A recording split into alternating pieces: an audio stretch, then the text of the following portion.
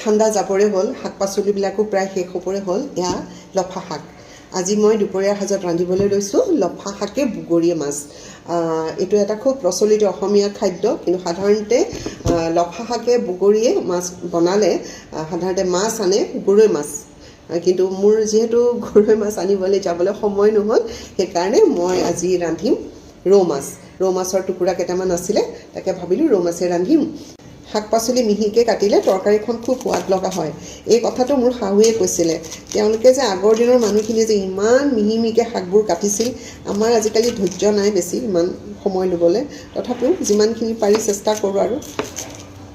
এই হাতেৰে এনেকৈ মুঠা মাৰি ধৰি ল'লে শাকখিনি মিহি হয়। তৰকাৰীখন থুপথুপীয়া হ'বৰ কাৰণে মই দুটুকুৰমান আলু দি দিলোঁ।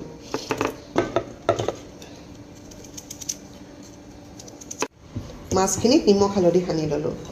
4 টুকুৰ লৈছোঁ যদিও 4 টুকুৰ নিদিওঁ, কিয়নো মই অকলে এজনী মানুহৰ কাৰণে 2 টুকুৰাই যথেষ্ট, 2 টুকুৰ থৈ দিম।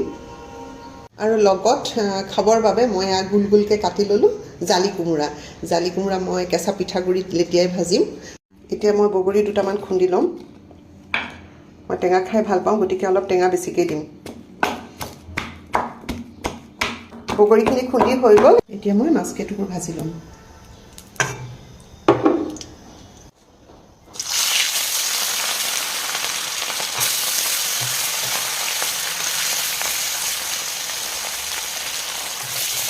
এতিয়া কেইটামান পাঁচফোৰণ মই দিলোঁ।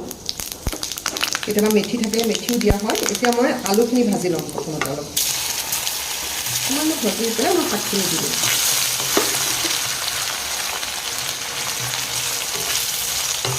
এতিয়া শাকখিনি দি দিম।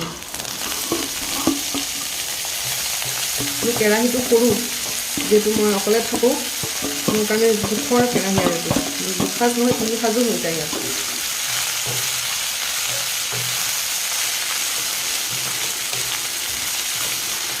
এতিয়া জোখমতে নিমখ দি দিলোঁ মই। লাহে লাহে মজি মজি আহিছে শাকখিনি। যিহেতু শাক একেবাৰে অকণমান আছিলে, সেইকাৰণে আলু দি দিলোঁ যাতে অকণমান গ্ৰেভি কৰিব পৰা যায়। এতিয়া নামাত্ৰ হালধি দি দিলোঁ।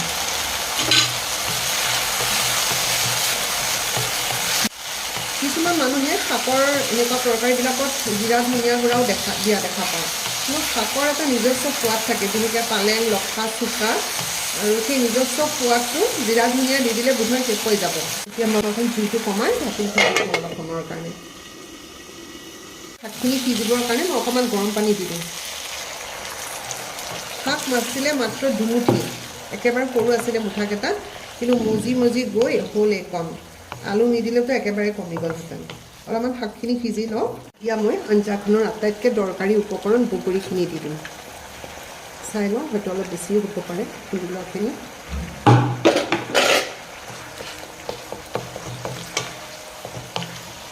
এই তৰকাৰীখন যে এনেকুৱা সোৱাদ লগা নহয়, আৰু বিশেষকৈ এতিয়া বতৰ শুকান হৈ আহিছে যে এইখিনি সময়ত খাই বহুত বেছি ভাল লাগে।